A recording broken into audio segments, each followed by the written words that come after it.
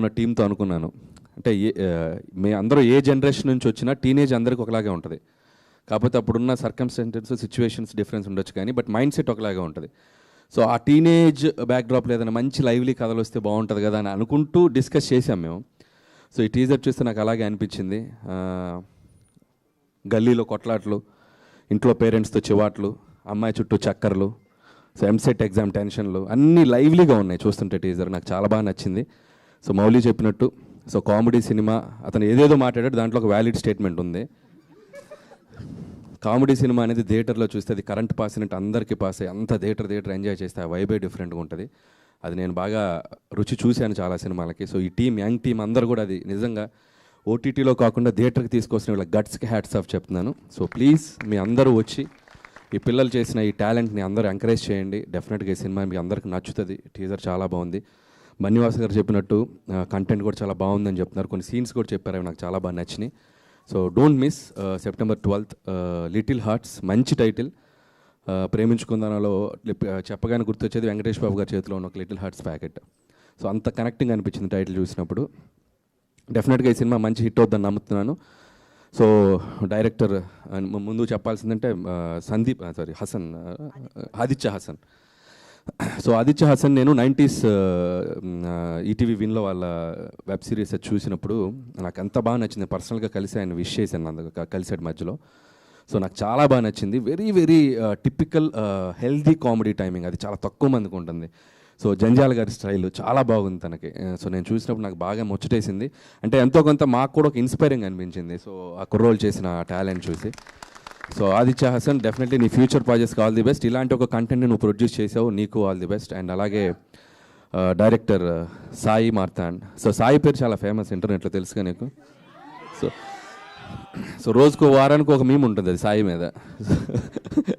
So Sai Marthand, నీ taking చాలా బాగుంది, నీ డైలాగ్స్ బాగున్నాయి, నీ టైమింగ్ బాగుంది చాలా. ఆదిత్య హసన్ నువ్వు ఒక టైమింగ్ ఉంది, నీది ఒక స్టైల్ ఉంది. సో డెఫినెట్గా all the best. And your first project. నేను ఇందాక ఏదో స్టేట్మెంట్ ఇస్తాను, నేను చెప్తారా నీకు స్టేట్మెంట్.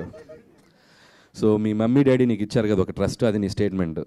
నీ కష్టం, నీ క్రియేటివిటీని చూసావు, అది నీ స్టేట్మెంట్. జస్ట్ థియేటర్లో వస్తుంది, 12th వరకు వెయిట్ చేయి, వాళ్ళు జడ్జిమెంట్ ఇస్తారు, అది వాళ్ళ స్టేట్మెంట్, వెయిట్ చేయి. ఓకే.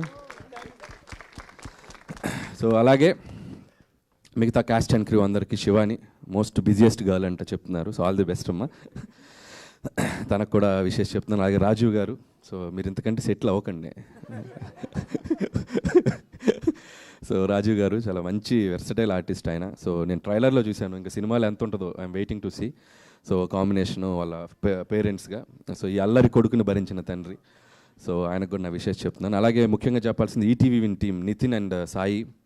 సో నిజంగా వీళ్ళు చేసే కంటెంట్స్ అన్నీ చాలా బాగుంటున్నాయి. So very good brother.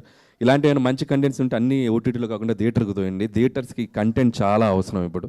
So contents వదలండి, థియేటర్కి వదలండి, ఆడియన్స్ వచ్చి చూస్తారు మంచి మంచి కంటెంట్స్ వస్తే. And all the best me team కూడా. అలాగే డిఓపి, సో మిగతా టెక్నీషియన్స్ అందరికీ చెప్తూ, ముఖ్యంగా బన్నీవాస్ గారు అండ్ వంశీ గారు.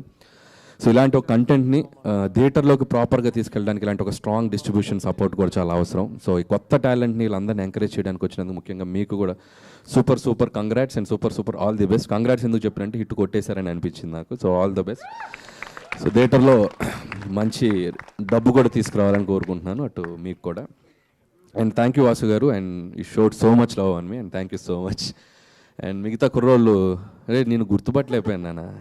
సో 100% లెవెల్లో చికెన్ తినింది నువ్వేనా? మీసాలు గడ్డలు వచ్చి గుర్తుపట్టలేదు, ఎంత పెద్దోడు బాబు. ఆల్ ది బెస్ట్ నాన్న. మిగతా టీం అందరూ ఇన్ఫ్లుయెన్సర్స్ అని చెప్పారు సోషల్ మీడియాలో, తను కూడా ఆల్ ది బెస్ట్ నాన్న.